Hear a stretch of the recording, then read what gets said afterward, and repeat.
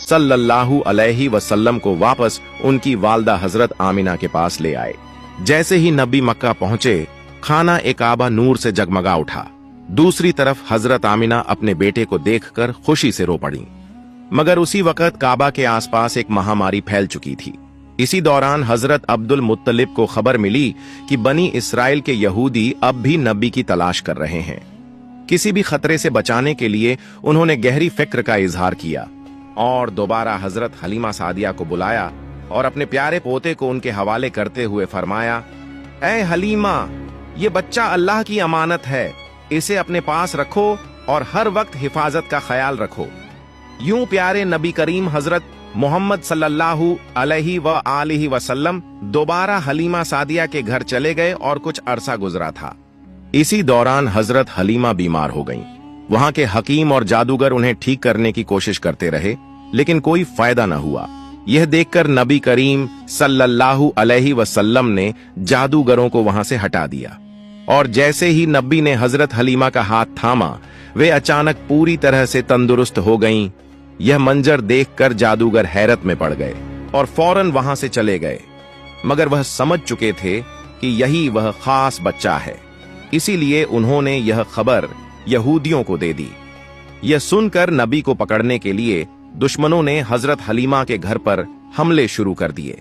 हजरत हलीमा और उनके शौहर ने नबी को बचा लिया, मगर वह आने वाले खतरों को भांप चुके थे। इसी वजह से हजरत हलीमा के शौहर नबी को लेकर मक्का के एक पहाड़ की तरफ रवाना हो गए। मगर इस बार जब नबी को ले जाया जाने लगा तो हजरत हलीमा की आंखों से आंसू रुकने का नाम नहीं ले रहे थे।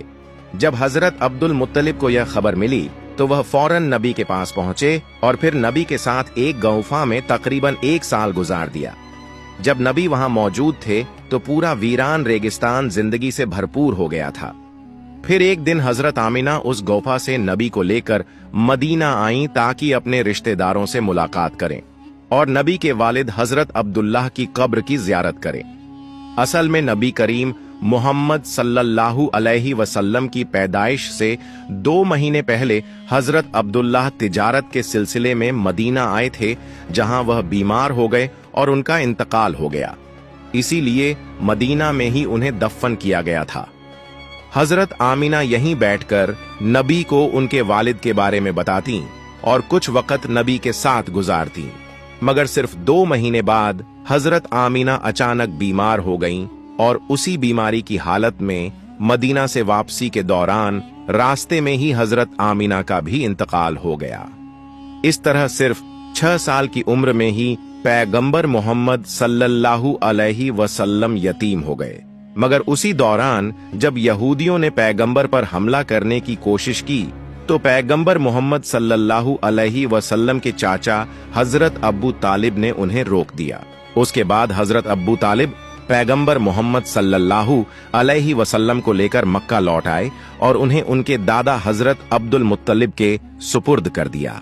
पैगंबर मोहम्मद सल्लल्लाहु अलैहि वसल्लम और हजरत अब्दुल मुत्तलिब हमेशा साथ रहते थे, यहाँ तक कि खाना ए काबा की देख रेख और हज के लिए आने वाले जायरीन की सेवा में पैगंबर अपने दादा की मदद किया करते थे।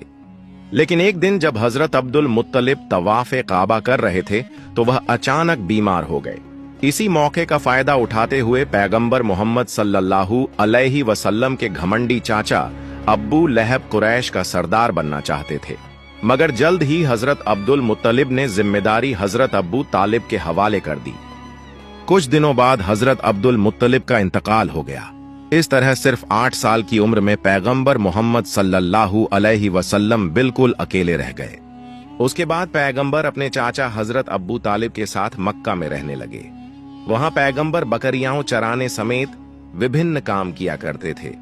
इसी तरह वक्त गुजरता गया और आप सल्लल्लाहु अलैहि वसल्लम की उम्र 12 साल हो गई। और प्यारे दोस्तों, चूंकि आपके चाचा हजरत अब्बू तालिब एक ताजिर थे, इसलिए आपने भी तिजारत का पेशा इख्तियार फरमाया। इंशाअल्लाह हमारी अगली वीडियो में हम हजरत मोहम्मद सल्लल्लाहु अलैहि वसल्लम की तिजारत के सफर और उसके हैरत अंगेज वाकयात को बयान करेंगे।